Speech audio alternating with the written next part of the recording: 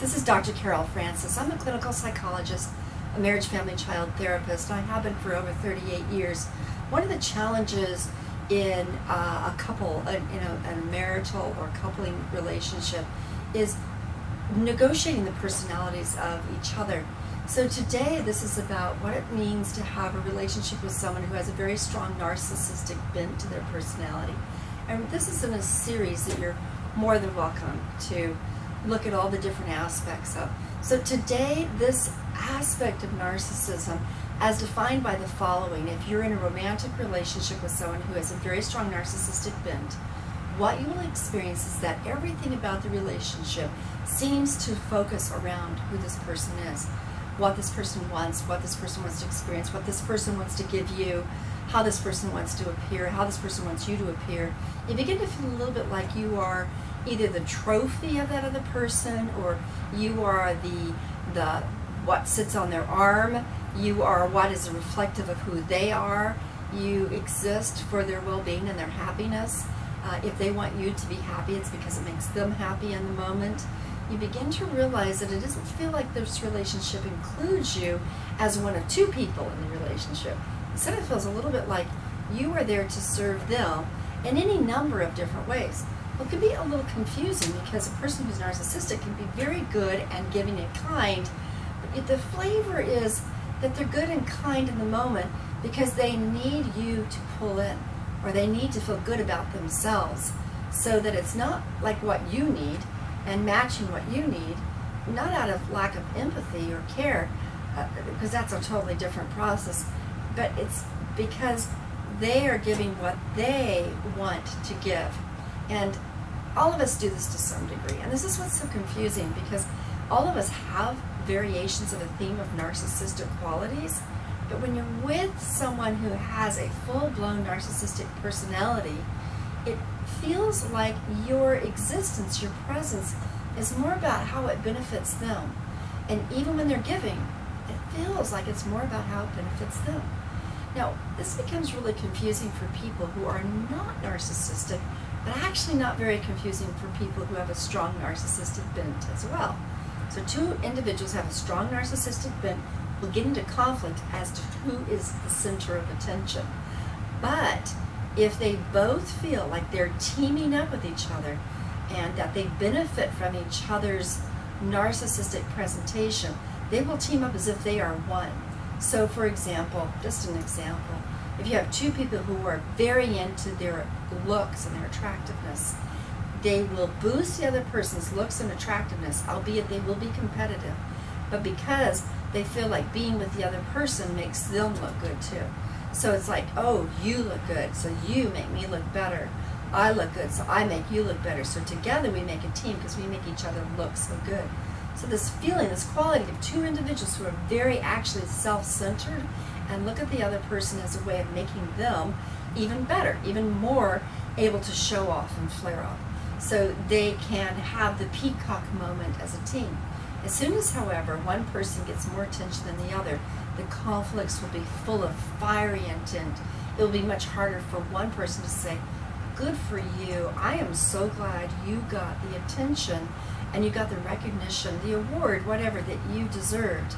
And that praise, that support, is not likely to occur, because instead, another person's success feels like a threat to this person's own sense of priority, importance, self-esteem. Self-esteem is a little funny with the narcissistic individuals because it's not exactly about feeling good about who you are and what you can give and how you contribute, as much as just how much attention you get for your wonderfulness. It's a very different flavor. It can have some similarities to ordinary feeling good about yourself, but it has a very different flavor to it. So in this series, we're trying to kind of paint or make a portrait of that flavor. Now, if you have one individual that's very narcissistic and one that's very accommodating and giving, then the combination becomes very confusing, because the one that's very giving and accommodating feels like, well, this is the way the world is. We're all giving, we're all accommodating, I'll get my turn. And because I'm feeling pretty good about being a giving and accommodating individual, and I'm feeling like I'll get my turn, the giving and the giving and the giving occurs, and the relationship begins to organize itself around that one person. so that the accommodating and giving person is so glad that one person gets the accolades and feels good about being part of the support team. However, as soon as the person who's accommodating and giving begins to want their turn, or begins to want and tap into their need to be loved and acknowledged and appreciated and so forth and so on, or when they begin to be treated badly by the person who's narcissistic, who's getting all the accolades, as soon as the person's narcissistic, getting all the accolades, turns on the accommodating and giving partner, then the accommodating and giving partner begins to feel like, wait a minute, this is supposed to be a mutual relationship where we support each other and we feel good and loving about each other and we want the best. And sometimes one gives more than the other, and the other feels gratitude, appreciation, and values the accommodating and giving person in that moment. Well, that's a non-narcissistic response to being the center of attention.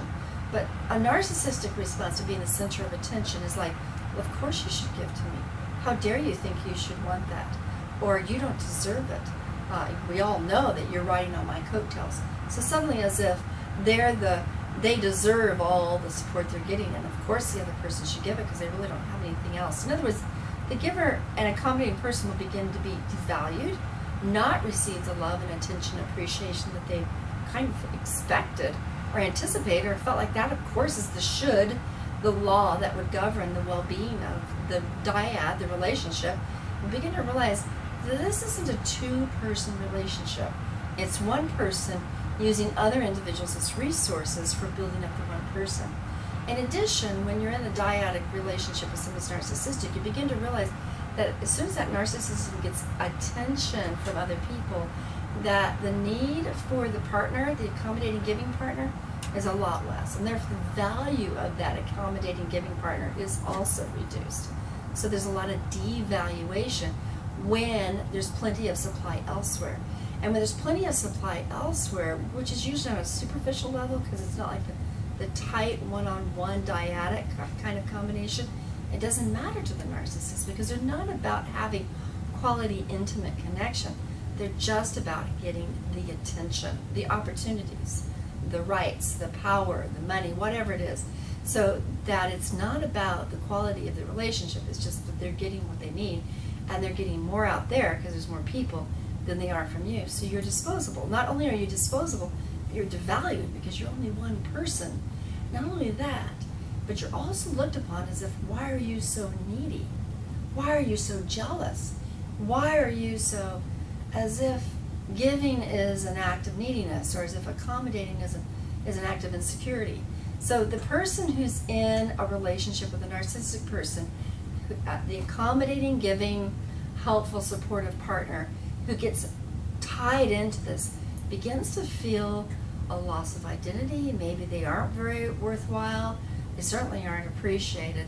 They begin to lose themselves, and they begin to feel like they don't have a right to want to have the attentions or the connections. They begin to feel like they don't have a right to be jealous. They begin to question their own right to be a valued human being. So if you find yourself kind of wrestling with some of those feelings, you might have gotten yourself trapped in a very complicated web, an exchange. And you may feel like you love this other person. Remember, that other person, you may be loving that other person, and you may enjoy that you're able to love that other person. But you really want to ask yourself, who am I really loving? And to the sacrifice of myself, does that mean that I don't love me enough to ensure that I'm in a mutually compatibly dyadic connection with a partner who understands the power and the intimacy of truly exchanging, connecting mutually to everybody's benefit, Okay, well, stay tuned and tune into the other short talks about being in a relationship with narcissistic individuals or choosing to not be in such a relationship.